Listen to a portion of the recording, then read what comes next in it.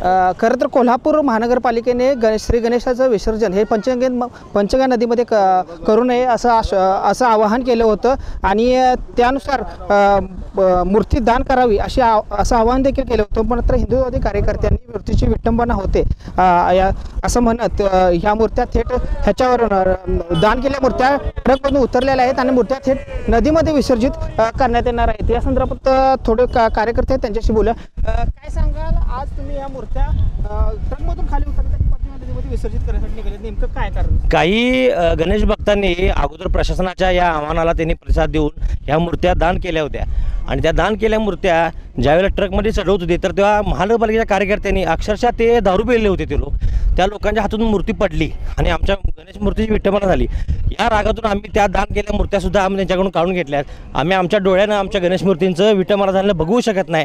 त्यामुळं आम्ही ह्या मूर्त्या परत आपल्या विधिवत आमच्या नदीमध्ये विसर्जन करायला आम्ही घेऊन चाललो आहोत.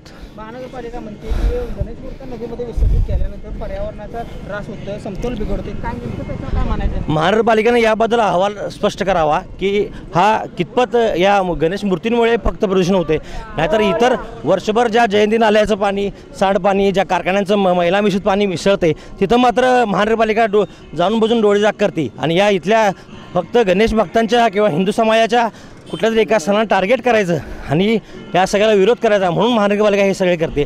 हा सगळा डाव जाणून बुजून केलेला आहे महानगरपालिकेनं. फक्त गणेश मूर्तीमुळे विसर्जन होतंय हा बागुलबुवा त्यांनी मांडला आहे, बाकी काही नाही आहे. तर नक्कीच महानगरपालिकेने हा डाव मांडला आहे. गणेश मूर्त्या ची विटंबना होत आहे म्हणून आम्ही या मूर्त्या पंचगंगा नदीमध्ये सोडत आहे असं म्हणणं या हिंदुत्ववादी कार्यकर्त्याचं आहे. कॅमेरामॅन केतन काडेसह मी Raviraj Kamble, Tara news, Kolhapur. LLB IT कोल्हापूर, ISO 9001:2015 नामांकित quality management system, USA, UK, UAE आणि ऑस्ट्रेलिया या देशांसोबत आता कोल्हापुरातूनच मिळणार आहे काम करण्याची संधी.